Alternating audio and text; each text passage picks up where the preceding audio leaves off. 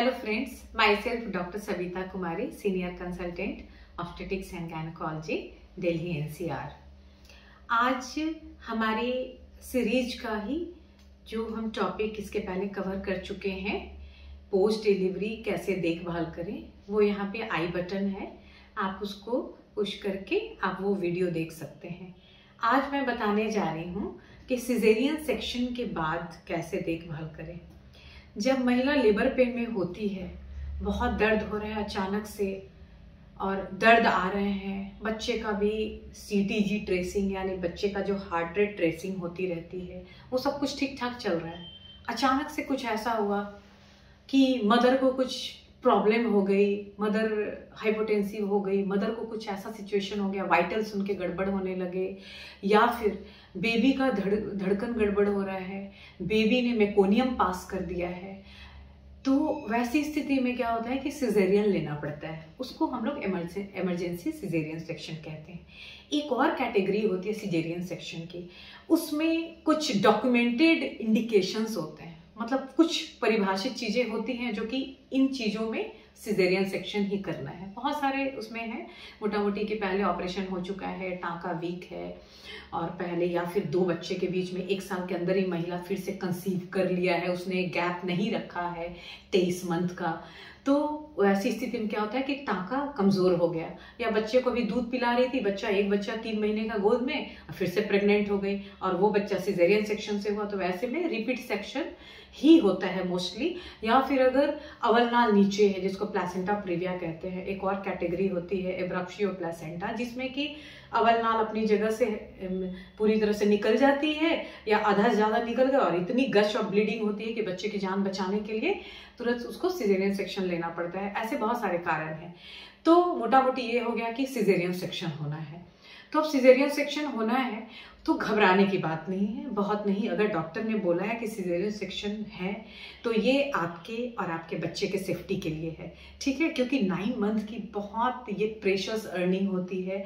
एक संतान से बढ़ के और कुछ भी कीमती चीज नहीं होती है माँ बाप के लिए दुनिया में।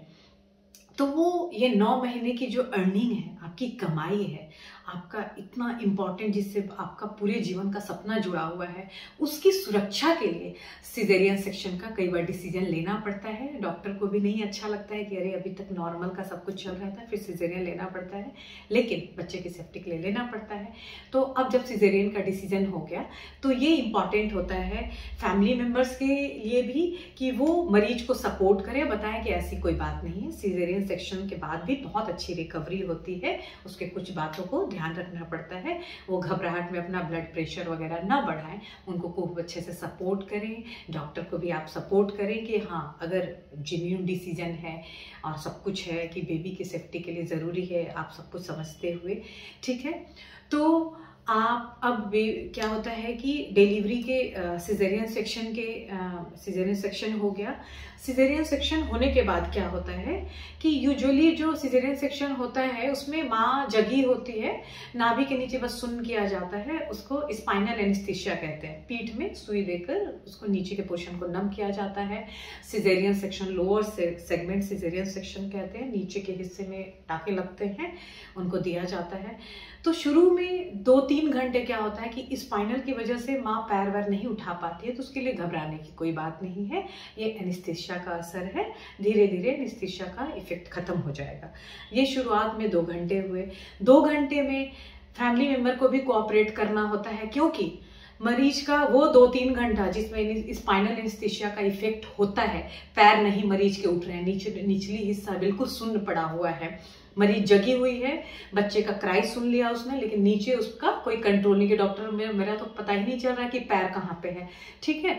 तो ऐसे में क्या करते हैं, जब तक स्पाइनल एनेस्थीसिया का इफेक्ट होता है, पेशेंट को रिकवरी रूम में रखा जाता है, अब बच्चे को नर्सरी में एक सेफ हैंड में रखा जाता है, पीडियाट्रिशियन के अंडर में, ठीक है। तो रिकवरी के टाइम में उनको ये जानना जरूरी है स्पेशली फैमिली मेंबर के लिए कि उनको मरीज को रिकवरी में ज़्यादा एंट्री नहीं दी जाएगी फैमिली मेंबर को, क्योंकि पेशेंट को थोड़ा रेस्ट भी चाहिए होता है, एग्जॉस्टेड होती है पेशेंट, ठीक है। और उसका वो मल्टी पैरा मॉनिटर्स होता है जिसपे उसका ऑक्सीजन सेचुरेशन देखा जाता है, ब्लड प्रेशर देखा जाता है, पल्स रेट देखा जाता है, टेम्परेचर देखा जाता है। जब मरीज 2-3 घंटे में यूजुअली सेटल हो जाती है, अनटिल अनलेस की बहुत कॉम्प्लिकेटेड डिलीवरी हुई है, ठीक है, या बहुत ज्यादा ब्लीडिंग हो गई है, पीपीएच हो गई है, तो नॉर्मल सिचुएशन में 2-3 घंटे सिजेरियन के बाद रिकवरी में रखते हैं। रिकवरी में उनका सारा वाइटल्स मॉनिटर किया जाता है और प्रॉपर तरीके से उनकी देखभाल, जब वो मरीज थोड़ा पैर वैर हिलाने लायक हो जाती है तो उनको फिर रूम में शिफ्ट कर दिया जाता है। अब रूम में शिफ्ट कर दिया गया तो रूम में बच्चे को भी शिफ्ट किया जाता है। उस समय आपको क्या ध्यान रखना है कि ये नई माँ को भी अलर्ट रहना है कि बच्चे को जो भी बाहर से लोग आते हैं, कई लोग नेक के रूप में रुपए और कुछ गिफ्ट थमाना शुरू कर देते हैं, हर चीज वो जो बाहर से आता है हॉस्पिटल प्रीमाइसेस के अलावा, जो नर्सेज यूज करती हैं, स्ट्राइप ग्लव्स पहन के यूज करती हैं, बच्चे को टच करती हैं, डॉक्टर्स भी बहुत स्टेरिलिटी मेंटेन करता है, सैनिटाइजर यूज करके आपको टच करता है, वो बाहर से कुछ भी मिठाई, गिफ्ट या नोट ये बच्चे और माँ के पास बिल्कुल नहीं आना चाहिए, ये बिल्कुल बार्ड होना चाहिए, ठीक है। कई हॉस्पिटल में ये चीजें नियम ही है कि ये कोई सामान ऊपर नहीं ले जाना है, ठीक है, लेकिन कई जगह नहीं हो क्योंकि इसके लिए स्टैंडर्ड कोई फिक्स्ड प्रोटोकॉल नहीं है, तो वैसे में माँ और फैमिली मेंबर को अलर्ट रहना चाहिए, कम से कम लोग रहें। और किसी को अगर जुकाम या कोई नज़ला वगैरह इस तरह का कोई प्रॉब्लम है जो कम्युनिकेबल है, डिजीज फैला सकता है, छींक कर रहे हैं, खांसी कर रहे हैं, ऐसे अगर बहुत क्लोज रिलेटिव भी हैं तो उनको कृपया करके बच्चे और माँ के पास नहीं आना चाहिए, क्योंकि वो टाइम बहुत शुरू का 8-10 दिन बहुत क्रिटिकल होता है, मदर का भी सिजेरियन वुंड के इन्फेक्शन का। और क्या है कि जब तक हॉस्पिटल में 2 या 3 दिन रहती हैं तो उनको फ्लूइड वगैरह दिया जाता है, न्यूट्रिशन दिया जाता है। शुरू के 6 से 8 घंटे में खाने पीने के बारे में नहीं पूछना चाहिए, आपका डॉक्टर खुद अलर्ट है, वो बताएगा कि कब इनको खाना पीना देना है। वो चूंकि एनेस्थीसिया के इफेक्ट से आंतों को तो भी थोड़ी शांत कर दी जाती है, कई बार मसल रिलैक्सेंट वगैरह दिया जाता है, ऐसे में अगर महिला को पहले अगर खाने के लिए दे दिया जाए तो वो या तो वॉमिट कर देगी या उसके किसी फायदे के लिए नहीं होगा। वॉमिटिंग से क्या होगा, स्टिच में भी थोड़ी सी रेस्टलेसनेस आ जाएगी, तो वो आपका डॉक्टर बताएगा, उसके लिए आप परेशान नहीं हो। उनको आईवी कैनुला के थ्रू, ठीक है, उनको दिया जा रहा है, न्यूट्रिशन दिया जा रहा है। अब जब 6-8 घंटे बाद महिला थोड़ी कंफर्टेबल होती है तो और एक चीज और है कि इसमें बेबी को लैच करने की कोशिश की जाती है, ठीक है। मदर को जितनी जल्दी हो सके बेबी को फीड के लिए लगाए, और ऐसा नहीं कि बेबी को फीड के लिए लगाते ही मिल्क आना शुरू हो जाएगा। मिल्क आए या नहीं आए, शुरुआत में जो आता है उसको कोलेस्ट्रॉल कहते हैं, वो बेबी के लिए बहुत बेनिफिशियल होता है। हेल्थ ऑफ पॉइंट से उनकी इम्यूनिटी बूस्टर का काम करता है, हेवीली रिच होता है इम्यूनोग्लोबुलिन्स वगैरह में, जो कि बच्चे को नॉर्मली होने वाले इन्फेक्शन से बचाता है, और जो कुछ इन्फेक्शन से नहीं बचाता उसके लिए वैक्सीनेट किया जाता है, वो एक अलग इशू है, ठीक है। तो इसमें मदर को तुरंत लैच कराना होता है, मदर को कंफर्टेबल पोजीशन में रखना होता है। वो आपके नर्सिंग स्टाफ हैं, डॉक्टर्स हैं, लैक्टेशन एक्सपर्ट हैं, वो आपको बताएंगे, ठीक है। और क्या है कि चूंकि तुरंत उठकर बैठ नहीं सकती, 6 से 8 घंटे के अंदर अगर बच्चे को फीड देना है तो माँ लेटे लेटे ही किस तरह से कंफर्टेबल पोजीशन में लेटे लेटे फीड कराए, इसमें आपके नर्सिंग स्टाफ हेल्प करेंगे, और उसमें आपको मदर को फीड कराना है, थोड़ा डिस्कम्फर्ट होता है। फिर क्या है कि अगर माँ फीड करा लिया उसने, तो एक घर के जो ऐसे है जो बिल्कुल हाइजीन तरीके से मेंटेन करे, एक कोई अटेंडेंट बेबी को बर्फ करा सकते हैं, बर्फ कराने के बाद ही लेटाना चाहिए, ठीक है, इन चीज का ध्यान रखना है। और मदर के बेड पे बेबी के अलावा और कोई थर्ड पर्सन बैठे नहीं, ये किसी तरह से डस्ट रिलेटेड या ये भी एक सोर्स ऑफ इन्फेक्शन हो सकता है, तो इससे बचना होता है। फिर क्या होता है, 6 से 8 घंटे के बाद मदर को सॉफ्टली हम लोग स्टार्ट करते हैं, पहले लिक्विड डाइट से, फिर जिस तरह से उनका पाचन क्रिया आंतें जिस तरह से एक्टिव होती जाती हैं पोस्ट एनेस्थीसिया, के इफेक्ट से रिकवर करते हुए। तो शुरू में लिक्विड डाइट देते हैं, वो टॉलरेट कर लेती है तो सॉफ्ट डाइट देते हैं। फिर उनको स्टूल सॉफ्टनर दिया जाता है, क्योंकि जोर नहीं लगाना है नीचे, किसी तरह से मोशन पास करने, कॉन्स्टिपेशन नहीं होना चाहिए, यूरिन में जोर नहीं। अच्छा, यूरिन का कैथेटर लगा रहता है, वो भी 6 से 8 घंटे, मैक्सिमम 12 घंटे में हटा दिया जाता है। हटाने के बाद माँ को इनकरेज किया जाता है बहुत आप पानी पिए और यूरिन पास करें। एक बार जब सिजेरियन हो गया और सिजेरियन के बाद कैथेटर हटाने के बाद नॉर्मली यूरिन पास कर लिया, ठीक है, 2 से 3 बार या जितनी बार स्टूल पास कर लिया, तो डिस्चार्ज का टाइम आता है।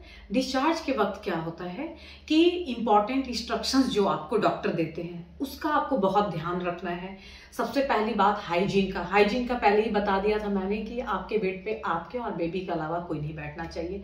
छुट्टी के टाइम में क्या बताते हैं हम लोग कि एक दिन गैप के बाद चादर चेंज होना चाहिए, 2 दिन पे 3 दिन पे, जैसे जिस हिसाब से आपके घर में अगर कोई इन्फेक्टेड बंदा है, किसी को जुकाम है या कोई सा प्रॉब्लम है, फीवर है या कोई इशू है, मेडिकल इशू, वो कृपया करके, मतलब एक्यूट इलनेस नॉट क्रॉनिक, वो आपके और आपके बेबी के रूम में नहीं आए, ये बताया जाता है। दूसरा कि आपको 3 से 4 लीटर पानी पीना है। पानी एक ऐसा नेचुरल चीज है जो कि बॉडी के गंदगी को वॉश आउट करता है डाइल्यूटेड फॉर्म में, तो इन्फेक्शन के चांसेस कम होते हैं। तीसरा क्या होता है और क्या बताया जाता है इसी सीरीज में कि हाइजीन कैसे मेंटेन करना है, क्योंकि स्टिच लगे हुए हैं। हालांकि उसको छुट्टी के वक्त कई बार हम वाटर प्रूफ से ड्रेसिंग कर देते हैं, तो आप गार्डेड फॉर्म में उस एरिया को बचाते हुए, क्योंकि वाटर जो टैप वाटर आता है उसमें भी इन्फेक्टिव एजेंट हो सकते हैं, जर्म्स हो सकते हैं, तो आपको उस तरह से उसको बचाते हुए आप नहा सकते हो, हेड बाथ ले सकते हो। अगर उसमें दिक्कत होती है, किसी तरह से डाउट है कि पानी जा सकता है इस स्टिच में, बहुत हम कॉन्शियस है, तो बताते हैं हम लोग कि आप एंटीसेप्टिक सॉल्यूशन से पूरे बॉडी को प्रॉपर स्पॉन्जिंग करें और डेली कपड़े चेंज करें, ठीक है। कभी कभी पेन ज़्यादा होता है, क्योंकि बेबी के साथ उठना बैठना थोड़ा होता है, उसका नैपी चेंज करना, उसको फीडिंग के लिए उठना होता है, और एक बार जब आप उठ कर बैठते हो तो आपको ऑलवेज बेबी को फीड सिटिंग पोस्चर में ही करना चाहिए और उसको बर्प करा के ही फिर उसको लेटाना चाहिए। तो आपको क्या करना है कि उसमें बेबी आप थोड़ा सा स्टिच पे रेस्टलेसनेस होने की वजह से, बहुत सारे मूवमेंट्स होने की वजह से क्या होता है, पेन हो सकता है, तो आप आइसिंग भी कर सकते हैं। आइस पैक को अच्छे से प्लास्टिक में रैप करके, ताकि उसका कोई फ्लूइड लीक ना हो, उसको स्टिच लाइन पे अच्छे से आप प्रेस करें। ऐसे करने से क्या होता है कि जो मूवमेंट्स की वजह से स्मॉल वेसल्स हैं, सबक्यूटेनियस वेसल्स हैं जो ऊज कर सकते हैं, जो बहुत थीन हेयर शैफ्ट की तरह थीन है, वो ब्रेक हो सकते हैं, तो वहाँ कोई कलेक्शन नहीं इकट्ठा करने देंगे। दूसरे क्या है कि अगर गर्मी के टाइम में हुआ है या कभी भी हुआ, तो स्वेट ग्लैंड तो एक्टिव है, तो वहां पर ना वो स्वेट इकट्ठा नहीं हो पाता है, इतना उसको कोल्ड कॉम्प्रेसेस दिया जाता है कि स्वेट ग्लैंड्स थोड़े शांत होते हैं, तो स्वेट की वजह से मॉइस्चर अंदर कलेक्ट नहीं होता है, ये भी वुंड हीलिंग में हेल्प करता है। ठीक है। उसके अलावा क्या है कि सेम वही है, डाइट आपको हाई प्रोटीन डाइट लेना है, बिल्कुल कोशिश करें कि एग वगैरह सब कुछ ले। आप मिल्क भी ले सकते हैं। मिल्क एक मिथ है कि मिल्क से स्टिच में स्टिच पकते हैं, कुछ लोग बोलते हैं कि स्टिच में पस आ जाता है, इन्फेक्टेड हो जाता है। नहीं, स्टिच में कैसे पस आ सकता है? स्टिच में पस आने का रीजन है आउटसाइड सोर्स ऑफ इन्फेक्शन। आपसे मिलने वाले लोग आपके लिए गिफ्ट जो बाहर से अनस्टेलाइज्ड फॉर्म में आता है, गिफ्ट दिया, आपने उसको लिया, आपके साथ सोर्स ऑफ इन्फेक्शन आपके हैंड्स पे आया, आपके क्लोथ्स पे आया, इन चीज़ों से वुंड इन्फेक्टेड होता है, इससे पस होता है। ठीक है। बाहर से कोई आया, डस्ट है कपड़े पे, आपके बगल में आकर बैठ गया, आपके बेड पे आके बैठ गया, ठीक है, इन चीज़ों से अनहाया आपने अच्छे से, स्किन में भी एवरी 48 आवर्स जर्म्स ग्रो कर जाते हैं, बढ़ जाते हैं। आपने प्रॉपर अपने स्किन बॉडी क्लीनिंग नहीं करी, डेली कपड़े चेंज नहीं किए, हर 1-2 दिन पे बेडशीट नहीं चेंज किया, तो ये सब सोर्स ऑफ इन्फेक्शन होता है। ठीक है, आप प्रॉपर तरीके से आपको जो डिस्चार्ज के टाइम में एंटीबायोटिक, पेन किलर, एंटासिड वगैरह दिया गया है, इस कोर्स को ख़त्म होने के बाद एक बार डॉक्टर आपको रीचेक ड्रेसिंग के लिए बुला सकते हैं, तो वो आपको जाना चाहिए और ड्रेसिंग एक बार चेक कराना चाहिए। और उस ड्रेसिंग चेक करने के बाद आपको फिर iron, calcium, protein, multivitamin, vitamin C, इन चीज़ों का सप्लीमेंट्स दिया जाता है जो कि वुंड हीलिंग में हेल्प करता है। और घर में आपको एडवाइस किया जाता है कि आप फ्रूट्स, हर तरह के फ्रूट्स लें। ठीक है, जो हाई फाइबर डाइट लें, मोशन में स्ट्रेन न करना पड़े। ठीक है, इस तरह से क्या होता है कि आपका डे 8 ऑपरेशन के 8वें दिन से 10वें दिन के बाद फिर डॉक्टर आपको रिकॉल करके बुलाते हैं कि फाइनली आपके स्टेज, यूजुअली आजकल एब्जॉर्बेबल सूचर्स लगता है, लेकिन वो बुलाते हैं देखने के लिए कि किसी तरह का कलेक्शन, कोई पर्स वस्तु कुछ तो नहीं है। तो ये देखने के बाद आपको बोलते हैं कि आप पूरा नॉर्मल तरीके से खाना वाना खाइए, पानी वानी पीजिए, और आपको जैसे वो इंस्ट्रक्शन देते हैं कि फॉलो अप में कैसे कैसे आना है, और आप प्रॉपर बाथ लें, प्रॉपर हाइजीन मेंटेन करें, बेबी को फीड कराएं अच्छे से, अच्छा डाइट लें, अच्छा पानी लें। इस तरह से क्या होता है कि 6 हफ्ते में, 10 हफ्ते में तो ऊपर का वुंड, 10 वीक, ये 10 डेज में स्किन वाला वुंड हील हो जाता है। लेकिन अंदर इंटरनली हील होने में कई बार 6 हफ्ते से 12 हफ्ते लग जाते हैं। तो उस दौरान ऐसे भी आपको बेबी को, चूंकि 6 मंथ्स का एक्सक्लूसिव ब्रेस्ट फीडिंग देना है, तो आपको protein, high mineral rich, multivitamin ये सब लेना ही है। और तो ये वुंड हीलिंग में भी हेल्प करेगा। बेबी को प्रॉपर पोषक तत्वों से युक्त ब्रेस्ट मिल्क भी आप दे पाएंगे, और आप बहुत पोस्ट डिलीवरी कई सालों के बाद भी आपको जो न्यूट्रिशनल डेफिशिएंसी से, जो प्रेगनेंसी में प्रॉपर या प्रेगनेंसी के बाद आपने प्रॉपर केयर नहीं किया, जो प्रॉब्लम होती है, उस प्रॉब्लम से भी आप बच सकती हैं। इसी के लिए, इस महत्वपूर्ण जानकारी के साथ ही आज के लिए मैं विदा लेती हूँ। नमस्कार।